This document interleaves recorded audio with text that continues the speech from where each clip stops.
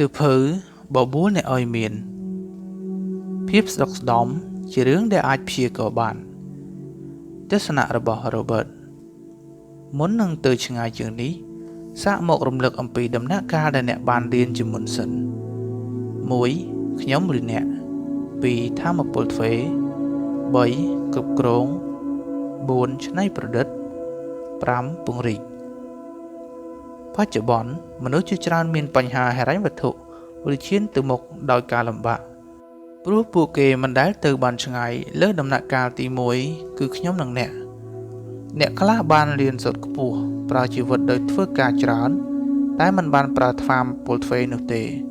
ពួកគេមិនដែលបានភ្លក់រសជាតិឬប្រើធម្មពលផ្សេងក្រៅពីខ្លួនឯងមនុស្សទាំងនោះមានអំណាចគ្រប់គ្រងការងាររបស់គេតិចណាស់មនុស្សជាច្រើនមិនបានទទួលការអនុញ្ញាតឲ្យបង្ហាញនូវគំនិតច្នៃប្រឌិតនៅក្នុងការងារឬនៅក្នុងការបណ្ដាក់ទុនរបស់គេ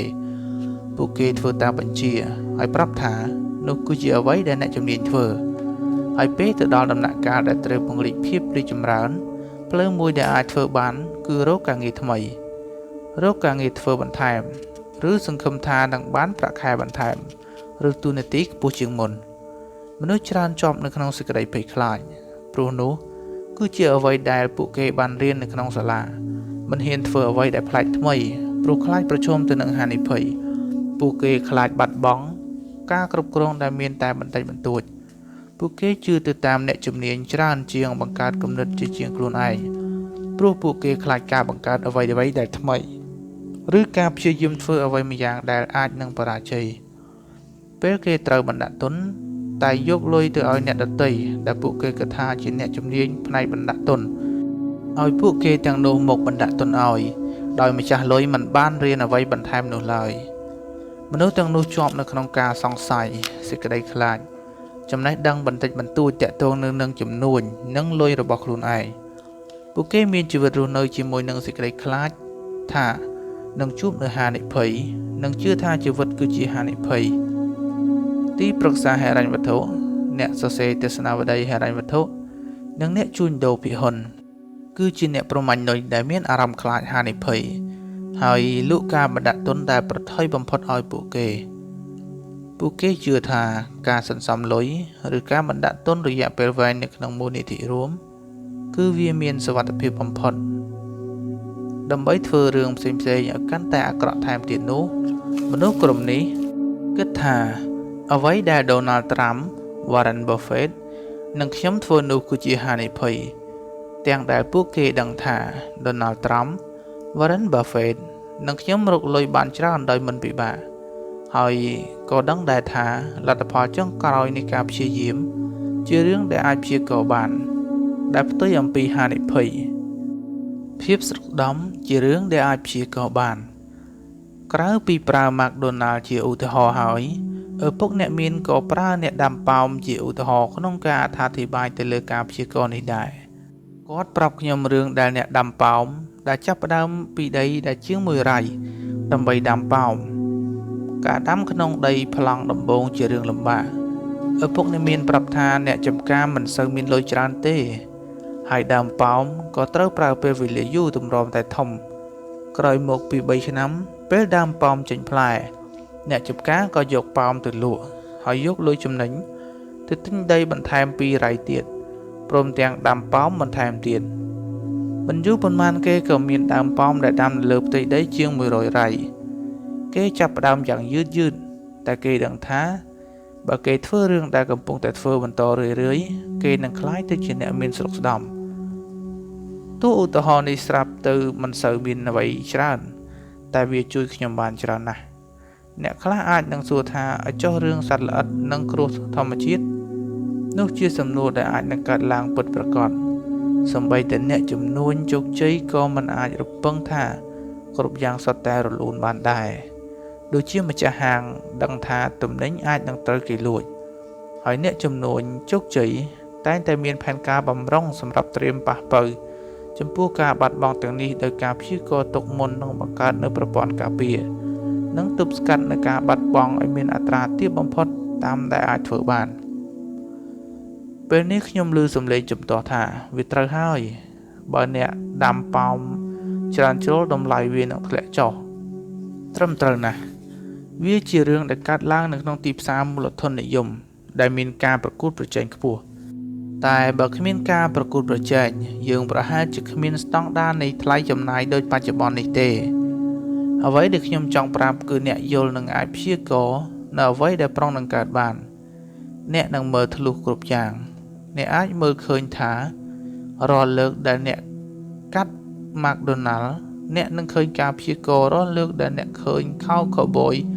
Mark Levi ហើយពេលដែលអ្នកបើកកាត់ Garasang អ្នកនឹងឃើញវាសំបីតែពេលលេងហ្គេមសេដ្ឋី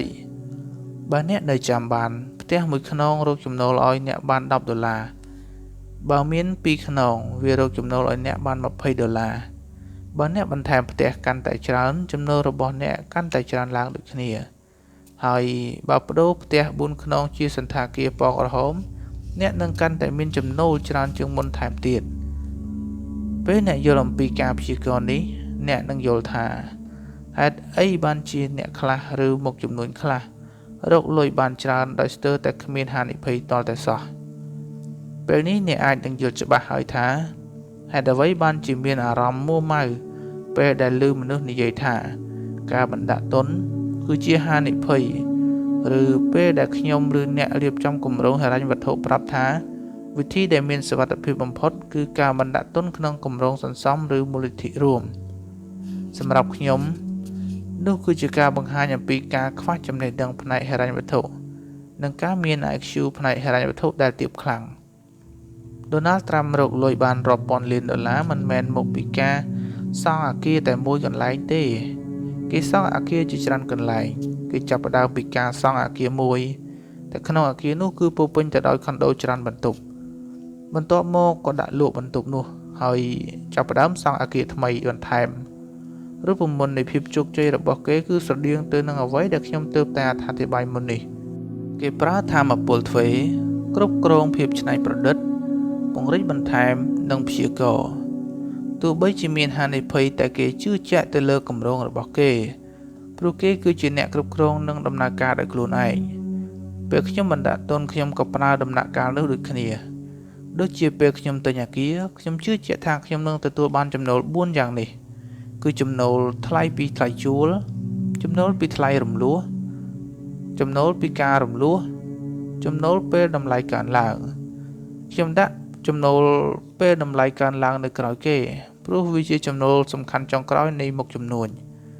តែសម្រាប់អ្នកចំនួនភាគច្រើនការដែលតម្លៃកើនឡើង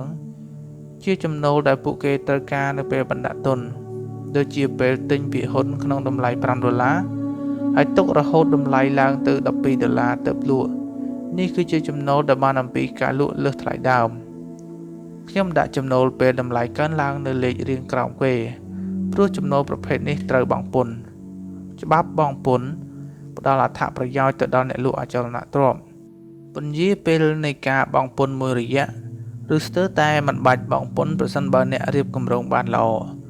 សម្រាប់ខ្ញុំច្បាប់បង់ពន្ធនេះធ្វើឲ្យអ្នកខ្លាយទៅជាអ្នកវិនិយោគទៅលើអចលនទ្រព្យដ៏អស្ចារ្យបើប្រៀបធៀបទៅនឹងការបណ្ដាក់ទុននៅក្នុងភាគហ៊ុនមូលបត្រមូលនិធិរួមហើយជាពិសេសគម្រោងសន្សំប្រាក់អ្នកចង់ដឹងបន្ថែមថាហេតុអ្វីបានជាអចលនទ្រព្យគឺជាការបណ្ដាក់ទុនដ៏ល្អបំផុតនៅក្នុងផ្នែកច្បាប់ហើយអ្នកប្រហែលជាត្រូវអានសៀវភៅ Rich Dad's Real Estate Advantages ដែលសរសេរដោយ Sharon Lechter ដៃគូភាគហ៊ុននិងជាអ្នកត្រួតពិនិត្យបញ្ជីរបស់ខ្ញុំនិង Garrett Sutton The May TV និងជាទីប្រឹក្សាក្រុមហ៊ុន Rich Dad អ្នកនឹងសង្កេតឃើញថាអ្នកត្រួតពិនិត្យបញ្ជីនិង May TV ដែលសរសេរសៀវភៅនេះពិតជាមិនធម្មតាទេការដែលអាចទទួលបានជោគជ័យបានគឺត្រូវប្រើខួរក្បាលទាំងពីរផ្នែកការគ្រប់គ្រងនិងការកែច្នៃប្រឌិតត្រូវប្រើបទពិសោធន៍និងការរៀននៅផ្នែកហិរញ្ញវត្ថុ Robert Kiyosaki ខ្ញុំសូមបញ្ជាក់ម្ដងទៀតថាឧទាហរណ៍នៃអចលនទ្រព្យនិងច្បាប់នៃការបង់ពន្ធជារឿងដែលអាចព្យាករណ៍បាននៅឆ្នាំ1996ខ្ញុំនៅមិនទាន់គិតចូលនិវត្តន៍នោះទេខ្ញុំបង្កើតហ្គេមចរន្តសាច់ប្រាក់និងសរសេរសៀវភៅឪពុកអ្នកមានបង្រៀនកូន ខ្ញុំមិនដែលគិតថាក្រុមហ៊ុនដូចជាដែននឹងទទួលជោគជ័យដល់ថ្នាក់នេះទេនេះគឺដោយសារតែខ្ញុំជ្រើសរើសក្រុមបានល្អនោះគឺសារ៉ននិង Michael Lecter ការមានក្រុមការងារល្អជាថាមពលទ្វេដ៏ល្អបំផុតក្នុងឆ្នាំដដែលនោះខ្ញុំចាប់ផ្ដើមបើកក្រុមហ៊ុនប្រេងរ៉ែមាសនិងរ៉ែប្រាក់គណៈដែលក្រុមហ៊ុនប្រេងរបស់ខ្ញុំខាតទុន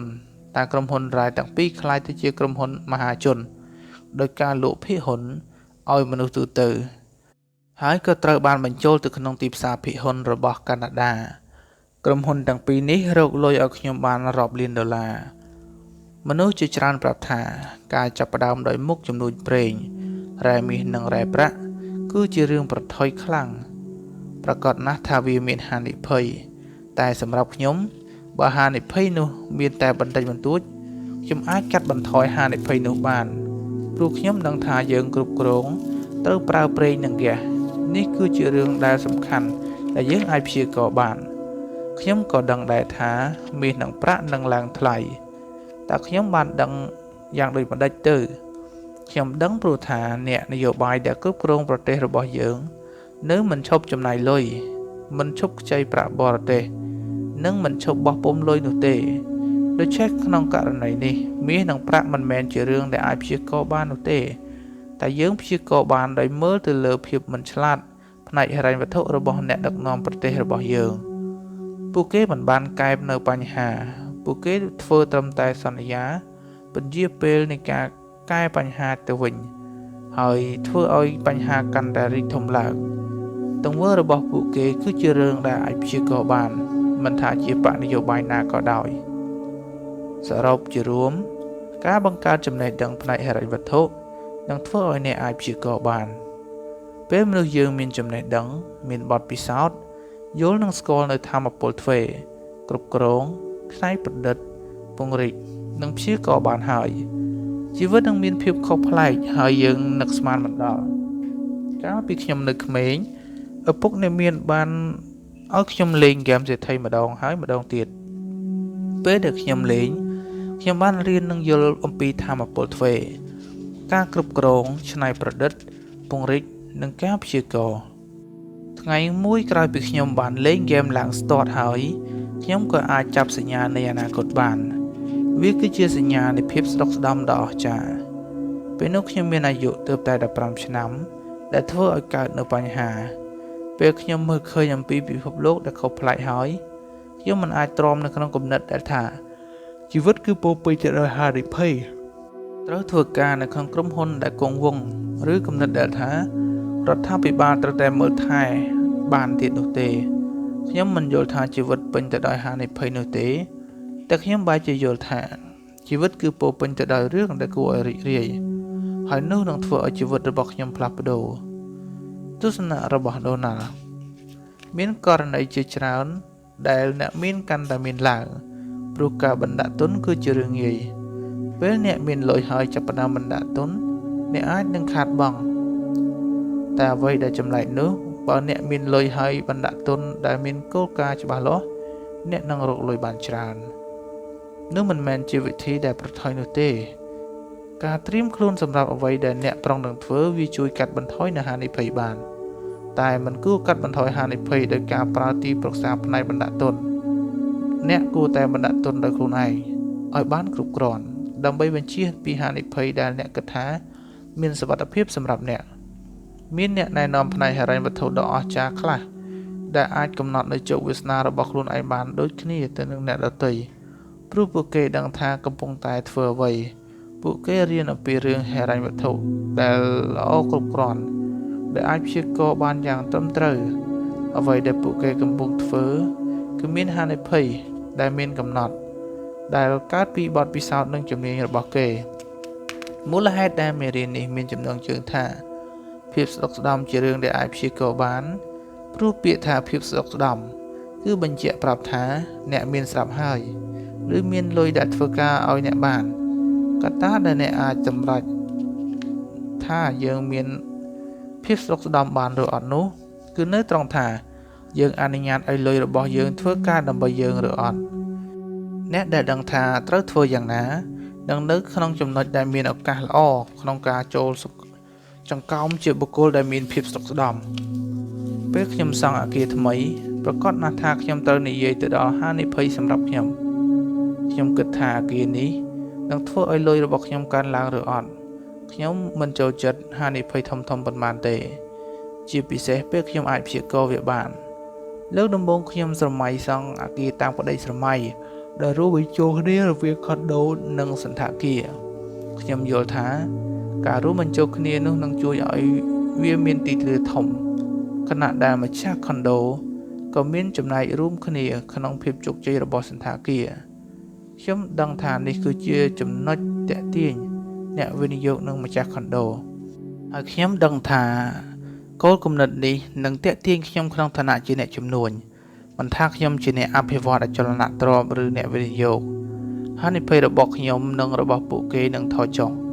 คล้ายជាអ្វីដែលអាចនឹងព្យាករណ៍បានឡើងថា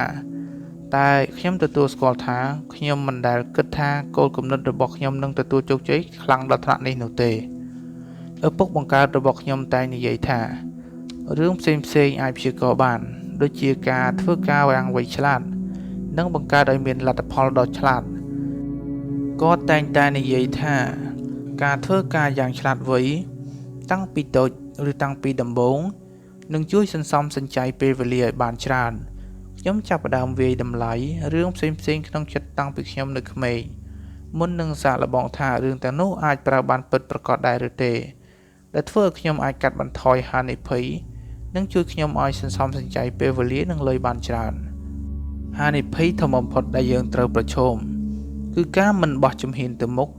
ដោយអ្វីដែលយើងបានរៀនមក Donald Trump ថាមពលទ្វេដែលខ្ញុំមានគឺចំណេះដឹងក្នុងការបង្កើតនិងការព្យាករណ៍យ៉ាងត្រឹមត្រូវ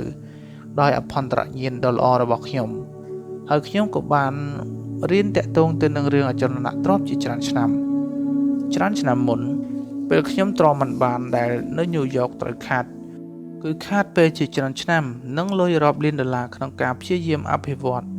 Wallman Ring នៅពេលនៅឯ Central Park ឲ្យត្រឡប់មកម្ដងទៀតខ្ញុំព្យាករណ៍បានថាខ្ញុំនឹងត្រូវប្រើពេលវេលាយូរកម្រិតណាទើបទទួលបានជោគជ័យខ្ញុំគិតថាខ្ញុំធ្វើបានសម្រេចក្នុងរយៈពេលតែប្រហែលខែដោយចំណាយលុយតែ$75,000តែប៉ុណ្ណោះដែលទាបជាងចំនួនថវិកាដែលបានកំណត់សម្រាប់ខ្ញុំនេះគឺជាអ្វីដែលអាចព្យាករណ៍បានហើយការធ្វើបែបនោះមិនមែនជាហានិភ័យទេការដែលធ្វើមិនបានសម្រាប់ទៅវិញទេដែលជាហានិភ័យសម្រាប់សុខភាពរបស់ខ្ញុំការដែលបានទទួលនូវជោគជ័យបានជារឿងដែលអាចព្យាករណ៍បានជាពិសេសបើបុគ្គលម្នាក់នោះអាចទទួលយកនូវហានិភ័យបាន Mark Burnett ព្យាយាមបបួលខ្ញុំឲ្យធ្វើក្នុងកម្មវិធី The Apprentice ការមានកម្មវិធីកម្សាន្តអារម្មណ៍ជារបស់ខ្លួនឯងជារឿងប្លែកថ្មីសម្រាប់ខ្ញុំហើយអ្វីដែលកើតឡើងសម្រាប់កម្មវិធីទូរទស្សន៍ថ្មីនេះមិនមែនជារឿងដែលខ្ញុំចូលចិត្តប៉ុន្មានទេ95% នៃកម្មវិធីដែលកើតឡើងថ្មីនឹងបរាជ័យតែ The Apprentice ទទួលបានជោគជ័យក្រោយពី The Apprentice ក្លាយទៅជាកម្មវិធីដែលពេញនិយមខ្ញុំក៏ទទួលបានជោគជ័យខ្លាំងឡើងថែមទៀតហើយអ្វីផ្សេងក៏កំពុងតែរងចាំខ្ញុំដូចគ្នានឹងរឿងលុយអីចឹងដែរវាគឺជាការពិតដូចដែល Robert និយាយតាក់ទងទៅនឹងថាមពលទ្វេការគ្រប់